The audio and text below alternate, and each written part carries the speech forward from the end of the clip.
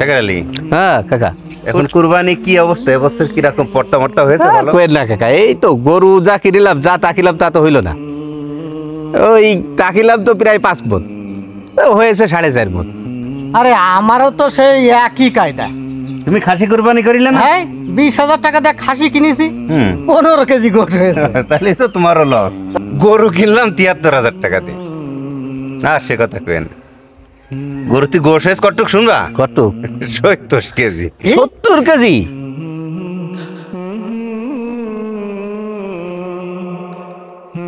তোমরা এখানে বসে রয়েছো? হ্যাঁ, আমরা এখানে বসে রয়েছি, একটু গল্প করছি। গল্প করছি। এই কুরবানির গল্প করছি। তুমি একটা মেম্বার আর সভাপতি, কত বড় স্পর্ধা কি হয়ে পড়েছে সে। সামান্য তার গরু কুরবানি করতে একটু দেরি হয়েছে বলে চাকরি, ইমামের চাকরি নট পেয়েছেটা কি সে? আপনি ছিলেন না বলে তো আমি কোনো কথা বলিনি। এর একটা বিহিত করেই ছাড়তে হবে। অবশ্যই করতে হবে। হ্যাঁ, মহল্লার মুসল্লিরা কিন্তু বিশাল ক্ষেপে আছে সভাপতির উপরে। এই শুক্রবার আসলে যে কি হবে না তা বলা যাচ্ছে না। সে যাক, কথা কি একটা তোমরা শুনেছো? আর কি কথা, তাড়াতাড়ি বলো। ইমাম সাহেব বলেছে যে আমাদের কারোর কুরবানি নাকি কবুল হয়নি, আল্লাহর কাছে পৌঁছায়নি। ওই মাছ পথে সব নাকি ঝুলে ঝুলে রয়েছে। এ আবার কোন ধরনের ফতোয়া? ইমাম সাহেব কি রাগে পড়ে এই সমস্ত কথা বললো নাকি? চাচা, হ্যাঁ, চলেন দিনই। ইমাম সাহেব কি বলছে? আমরা এত টাকা খরচ করে কুরবানি করলাম, আবার মাছ আর ইমাম সাহেব বলছে মাঝখানে আটকে রয়েছে। হ্যাঙ্গিং অবস্থায় আছে। তো চলো ইমাম সাহেবের কাছে চলো। চলেন চলেন চলেন চলেন। আমি প্রথম কুরবানি দিলাম, আর আমার কুরবানি যদি ঝুলে থাকে তাহলে সহ্য করা যায়? ইমাম সাহেব, সভাপতি বলেছে যে আপনার চাকরি নট, আর আপনি নামাজ পড়ানো বন্ধ করে দিলেন। মেম্বারের গরু জবি করেছে, এতে ইমাম সাহেবের চাকরি চলে গেল। শোনেন ইমাম সাহেব, আগামী মসজিদে আপনি নামাজ পড়াতে যাবেন, আপনার চাকরি বহাল থাকবে। দরকার হলে ওই সভাপতি বাদ যাবে। কি বলো মেম্বার সাহেব? আপনার কথা ঠিক চাচা। আমি মেম্বার, এই 3 গ্রামের প্রতিনিধি, 6,000 ভোটার। 6,000 ভোটার, হ্যাঁ, 6,000 মানুষের প্রতিনিধি আমি। আর ওখানে এক মসজিদের সভাপতি এত বড় পাওয়ার দেখাচ্ছে। মসজিদে না 200 মুসল্লি হবে। 200 কম হবে, 200 মুসল্লি হয়। নেন মেম্বার সাহেব, আম খান। আবার চৌধুরী সাহেব, কি দরকার ছিল ইমাম সাহেব? হ্যাঁ এখন শোনেন, নেন নেন। এই আপনারা যা বলতেছেন, আমি তো ওই দিন বলে আইছি সভাপতির যে আমার সিদ্ধান্ত হয়ে গেছে, আমি এই মসজিদে আর ইমামতি করব না। কারণ এইভাবে ইমামদের অত্যাচার নির্যাতনের মধ্যে রাখলি সেখানে কোনোদিন ইমামতি করা যায় না। আপনি ইমামতি করবেন না মানে?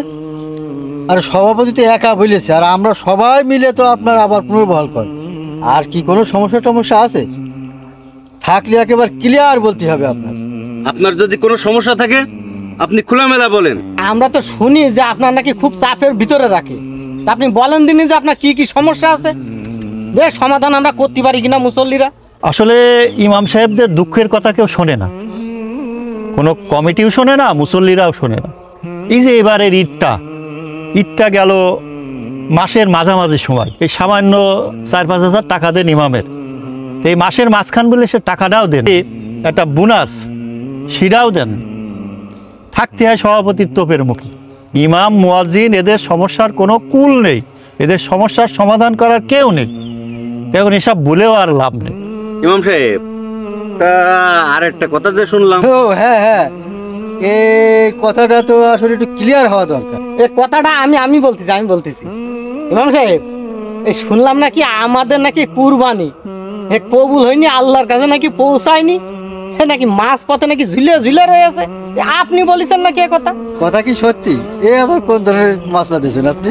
চৌধুরী সাহেব, আপনি তো ছাগল কুরবানি করিলেন, হ্যাঁ। কয় টাকা দিলেন আমার? তা আমি ওই মানে 50 টাকা মতো দিলাম মনে হয়। আপনার ছাগল কিনিলেন কত টাকা দিয়ে? আমার ছাগলটা ওই 19,000 টাকা দিয়ে কিনিলাম। আপনার গরু তো আমি কুরবানি করিলাম। আমার গরু আপনি কুরবানি করেছেন? কয় টাকা দিলেন আমার কুরবানিতে? 75 টাকা দিলাম না আপনার? তোমার ছাগলও তো আমি কুরবানি দিলাম। হ্যাঁ, আপনি ইমাম, আপনি ছাড়া দেবে কিটা? আমার ছাগল তো আপনিই কুরবানি দিলেন। তুমি কয় টাকা দিলে আমার কুরবানিতে? 40 টাকা মনে হয় দিলাম আপনার। চৌধুরী সাহেব, আপনি 19,000 টাকা ছাগল কিনে আমার কুরবানিতে দিয়েছেন আপনি মাত্র 50 টাকা। মেম্বার সাহেব, আপনি 73,000 টাকা দিয়ে গরু কিনে আমার দেশেন কুরবানিতে 75 টাকা। কারণ তুমি কিনেছাও 20,000 টাকা ছাগল, তুমি দিছাও আমার 40 টাকা। কুরবানির পরে আপনারা যখন আমার হাতে ওই টাকাটা দিচ্ছিলেন, তখন আমার মনের মধ্যে হচ্ছিল যে 19,000 টাকা, 73,000 টাকা, 20,000 টাকা দিয়ে পশু কিনলো, আর এই জবাই করার সময় মাত্র এই কয়টা টাকা, এদের কি আমাদের জন্য কোনো টাকা জোটে না? আসলে কি আমার এই কুরবানির প্রাপ্য এই কয়টা টাকা? 50 টাকা, 75 টাকা, 40 টাকা, এরকম? আপনাদের বিবেকে কি বাদে না? এ কথা আমার কানে আসে যে অনেক জায়গায় ইমাম সাহেবের টাকাই দেয় না, আপনাদের ওই ইমাম সাহেবের দিতে গেলে যত বাদে। তা আমার মনে এই দুঃখটা ওই সময় থাকে। আমি এটুক জানি যে কারোর কুরবানিতে যদি কারোর মনে একটু দুঃখ দেওয়া হয়, সে কুরবানি আল্লাহর কাছে পৌঁছই না। এই জন্যই আমার মনে হয়েছে যে আপনাদের কুরবানিগুলো আল্লাহর কাছে মনে হয় পৌঁছয়নি, ওই অর্ধেক পথে ঝুলে আছে। এই যে আমরা ইমাম মানুষ, আমাদের তো সামর্থ্য নেই কুরবানি দেওয়ার, সারাদিন অপেক্ষায় থাকি যে মনে হয় আমার বাড়ি কেউ গোশ পাঠালো, ছেলে মেয়ে পরিবার নিয়ে হয়তো একটু খাবো। কারণ সারাদিন গরু ছাগল সব জমি করতেছে, সবশেষে ওই যে মসজিদ মহল্লায় যে গোশ বিতরণ করে, ওখানকার একটু গোশ আসে। এই আছে ইমামদের ঈদ, এটা আছে ইমামদের পাওনা সমাজের কাছে। চাচা, বড় দুঃখজনক ব্যাপার। তাই তো, আমরা তো কতজনের কত জায়গায় গোশ দিয়ে বেড়াই, আর তো ইমাম সাহেবের তো আমাদেরই মহল্লার তো মসজিদের ইমাম, তার তো আসলে পাও না, আমরা তো বুঝিনি। এই মসজিদ মহল্লায় কত টাকা আলা লোক আছে না? অন্তত 20 জন লোক এরাম আছে যে প্রতি মাসে তারা 500 টাকা করে দিতে পারে। তাহলে 20 জন লোক যদি 500 টাকা দেয়, তাহলে 10,000 টাকা। তা আমি তো মনে করি আমার এই মসজিদ মহল্লা অন্তত 50 জন লোক আছে 500 টাকা করে দেওয়ার। তা যদি হয় তাহলে তো ইমাম মুয়াজ্জিনের সমস্যা হয় না। ইমাম সাহেব, আপনি চিন্তা করবেন না, ইমাম মুয়াজ্জিনের একটা সম্মানজনক একটা সম্মানই দেওয়া হবে। আর এই সব ব্যাপারগুলো এখন থেকে আমি মেম্বার হিসাবে আমি আলাদাভাবে গুরুত্ব দেওয়ার চেষ্টা করব। ইমাম সাহেবের যে দুঃখের কথা বললো, আমরা নতুন কমিটি গঠন করি, আগে এই সমস্যাগুলো সমাধান সমাধান করব। করি, এইটা যেন মাথায় থাকে। মসজিদটাও যাতে খুব সুন্দরভাবে চলে, মসজিদ যাতে একটু চাকচিক্য হয়, সুন্দর সেদিকে করে খেয়াল তৈরি, রাখতে হবে। সেদিকে খেয়াল রেখে আমরা এখন থেকে মোটামুটি একটা পরিবেশ তৈরি করবো। তাহলে আমরা এখন বিদায় নিতে চলো। আছে।